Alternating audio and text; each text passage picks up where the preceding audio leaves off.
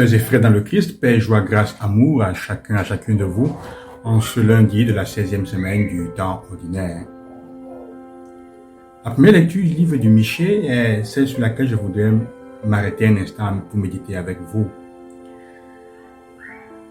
Ce texte me semble particulièrement intéressant parce qu'il présente, on peut dire, comme un dialogue entre Dieu et le peuple.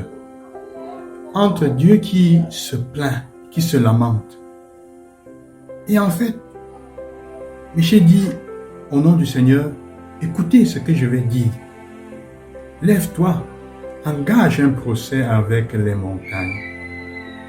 En fait, il dit, mais il y a comme une expression, une question qui fait penser que le Seigneur, dans son acte d'amour, dans son caractère d'amoureux, est triste et est en train de souffrir pour le peuple et il n'en peut plus. Comme s'il avait fait tout ce qu'il pouvait, le peuple n'arrive pas à rester fidèle. Et il dit, mon peuple, que t'ai-je fait? Que t'ai-je fait? En quoi t'ai-je fatigué? Réponds-moi.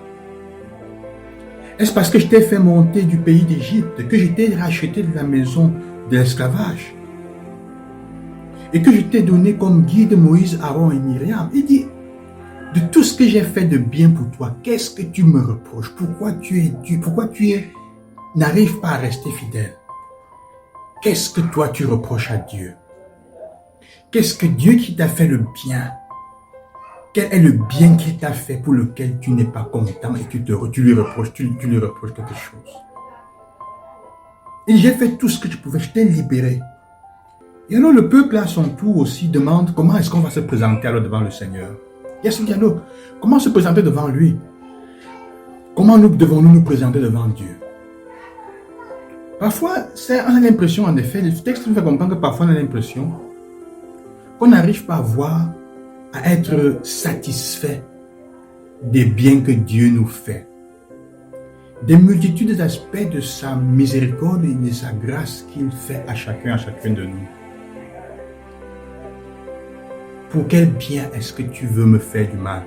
Ça ressemble un peu à la question que Jésus posera à l'homme qui va le gifler avant qu'il aille sur la croix. Pourquoi me gifles-tu? Si j'ai bien fait, pourquoi? Si j'ai mal fait, dis-moi en quoi? Si j'ai mal parlé, dis-moi en quoi? Et si j'ai bien parlé, pourquoi me gifles-tu? À la fin, la réponse qui est donnée au peuple qui dit comment nous présenterons devant le Seigneur avec des béliers pour lui offrir des sacrifices.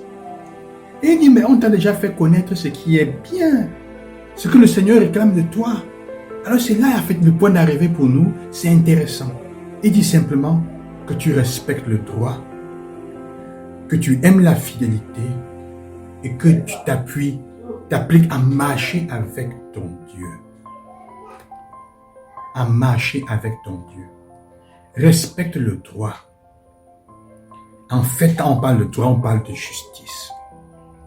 Ce qui est bon pour l'autre, ce qui donne la vie digne à l'autre, respecte tout ce qui régit vos relations de telle manière qu'elles portent la paix. Respecte tout lien, toute entente qui permet de vivre de façon équilibrée, de façon pacifique, de façon joyeuse ensemble. Respecte le droit. Respecte ce qui revient à l'autre. Respecte le bien de l'autre. Respecte le bien de la société. Ce n'est pas tellement compliqué d'un certain point de vue, bien que ce ne soit pas facile. Il dit respecte cela, le droit. Aime la fidélité. Aime la fidélité. Nous comprenons ce que ça veut dire. Ce n'est pas seulement sois fidèle, aime-la. Le fait qu'on peut compter sur toi, le fait que quand tu es attrapé, quand tu t'es engagé pour une chose, tu vas jusqu'au bout et tu ne tergiverses pas. Aime la fidélité. La capacité de donner ta parole de foi, qu'on puisse croire en cela. Et il finit en disant, applique-toi à marcher avec ton Dieu. Ça veut dire quoi marcher avec son Dieu aujourd'hui? Nous avons beaucoup de significations, beaucoup de possibilités. Les commandements qui te le disent, le commandement de l'amour de Dieu, de l'amour du prochain. Les béatitudes te disent comment marcher avec ton Dieu. La parabole du semeur, beaucoup d'autres paraboles, beaucoup d'autres aspects du texte, marche avec ton Dieu. Il ne s'agit pas de faire les choses pour lui. Marche avec ton Dieu. Alors, sœurs et frères, aujourd'hui, la question est celle-là que nous pouvons nous poser. Est-ce que nous marchons avec le Seigneur? D'abord, quel est le bien qu'il a fait dans notre vie et pour lequel nous nous plaignons toujours?